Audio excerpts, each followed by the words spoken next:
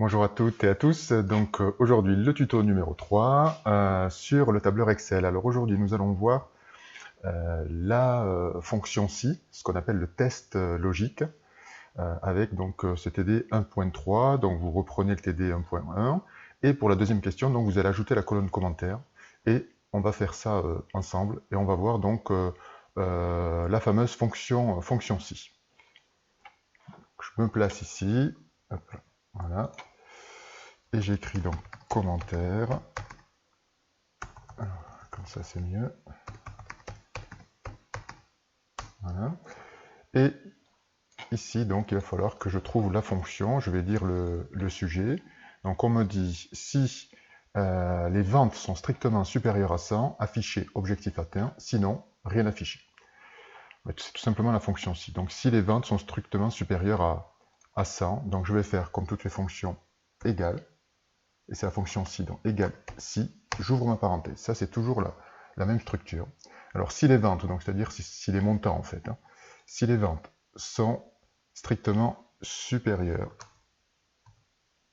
hop, strictement supérieures à 100, donc pour l'instant, je suis en train de suivre ici, si les ventes sont strictement supérieures à 100, afficher objectif atteint, donc pour dire à Excel, affiche-moi quelque chose, il faut lui mettre entre guillemets, donc je veux dire alors, donc le alors c'est point virgule, donc si les ventes sont supérieures à 100, alors afficher donc guillemets, objectif atteint, je ferme mes guillemets, sinon, donc c'est encore point virgule, sinon rien du tout, c'est-à-dire une case blanche. Alors une case blanche, il suffit de contourner le problème en lui disant, tu vas écrire ce qu'il y a entre les guillemets. Donc j'ouvre mon guillemet, et je ferme les guillemets, et lui il va chercher ce qu'il y a entre les deux, c'est-à-dire rien du tout, et il mettra une case blanche. Je ferme ma parenthèse, et je fais entrer. Avant donc de continuer, juste qu'on regarde un petit peu la structure de cette formule, donc c'est pas compliqué, c'est égal si, on ouvre la parenthèse, la condition, donc là c'était les ventes, c'est-à-dire la cellule 3, supérieure à 100, alors, c'est le premier point virgule, alors, affiche-moi donc entre guillemets objectif à terme, sinon, encore point virgule, qu'est-ce qu'il faut afficher? Et là, c'est afficher rien du tout. Donc voilà la structure de la fonction si, une fonction si simple, donc que l'on peut, hop, faites échappe quand vous avez ça, que l'on peut donc recopier jusqu'au dernier produit. Et là, on s'aperçoit que l'objectif atteint est uniquement, pour les premiers, on avait fait un tri, souvenez-vous, lors du TP2. Donc, dès qu'on bascule à moins de 100, l'objectif n'est plus atteint. Donc voilà. Vous ferez les traits du tableau, maintenant vous savez faire. Donc là, on s'attarde vraiment sur cette fonction si. La deuxième question est faite. La troisième question. Ajoutez cette fois-ci la colonne prix promotion. Encore une fonction si. Si les ventes, mais cette fois-ci en quantité, sont strictement inférieures à 20, baissez le prix de 30%, sinon, ne rien faire. On va toujours... Donc, on va marquer donc prix, je crois que c'était prix en promotion. Alors, souvenez-vous, là où on peut le mettre à la ligne, je fais un rappel d'ailleurs. Format de cellule. Et on peut mettre à la ligne, donc ici, centré, puis on renvoie à la ligne. Voilà, et vous aurez comme ça. Alors, je fais ma fonction si. Égale si, j'ouvre la parenthèse. Cette fois-ci, les quantités, donc je clique ici. Si les quantités, je ne me souviens plus, si les quantités sont strictement inférieures à 20, il faudra baisser de 30%. Donc, inférieur à 20, alors, il faudra baisser de 30%, c'est-à-dire que le prix sera baissé de 30%. Alors là, je ne vais pas faire des mathématiques, mais si le prix baisse de 30%, le prix ne va être plus que de 70%, donc fois 0,7 ou fois 70%, comme vous voulez. Donc ça, c'est le nouveau prix. Sinon, si ce n'est pas le cas, il n'y a rien à faire, ou je ne sais plus comment j'ai dit. Sinon, ne rien faire, c'est-à-dire on garde le même prix, c'est-à-dire que sinon, ça sera ce prix. Là, vous voyez, je n'ai pas mis de guillemets. Je vais l'expliquer, là. Je fais entrer. Je vais copier cette formule. Je vais vous la mettre en dessous. Si vous regardez bien, si donc C3 est inférieur à 20, ça c'est la condition, alors, et là je n'ai pas mis de guillemets, parce que je veux qu'Excel effectue le calcul. Si j'avais mis des guillemets, il m'aurait affiché D3 fois 0,7. Moi, je ne veux pas qu'il m'affiche D3 fois 0,7, mais je veux qu'il me calcule D3 fois 0,7. Donc voilà la différence entre les deux. On continue.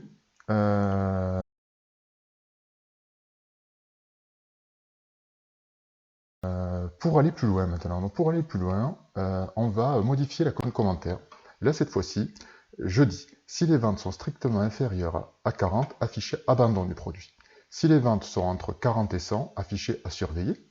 Et si les ventes sont supérieures ou égales à 100, afficher objectif atteint. Là, vous voyez, il y a 3 conditions.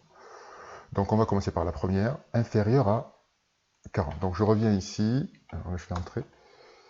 Et là, vous recopierez. Hein, hop.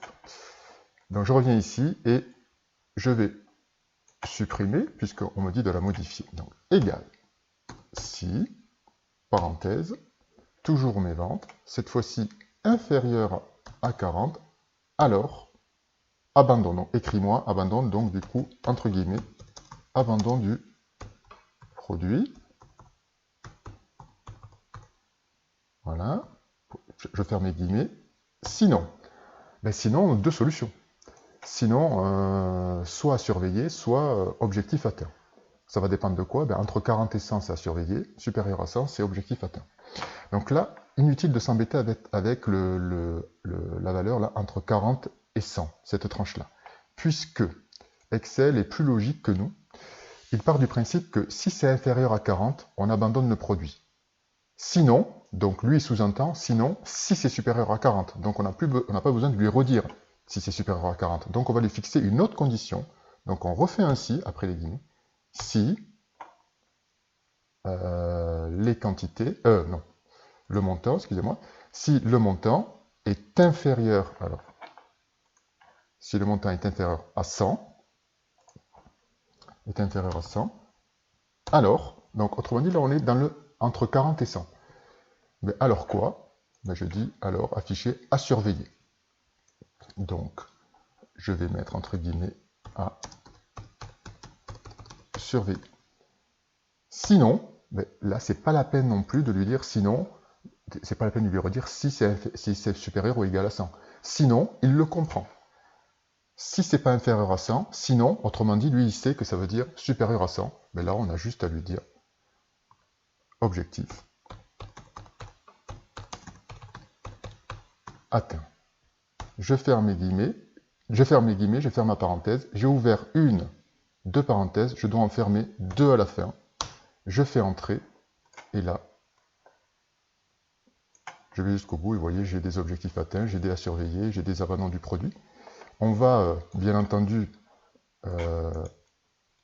analyser cette formule. Cette formule, on appelle ça le si imbriqué. Le si imbriqué, vous voyez qu'il y a des si dans un si. Donc, si mon montant est inférieur à 40, j'abandonne mon produit. Sinon, je repose un si. Si c'est inférieur à 100, je n'ai pas besoin de lui dire entre 40 et 100, puisqu'il sait que on est dans cette case-là, on est déjà dans le supérieur à 40. C'est ce qu'on appelle les tests logiques et les arbres de décision que l'on voit également en maths. C'est le même principe que les algorithmes en fait. Donc cette fois-ci, à surveiller. Et sinon, objectif atteint.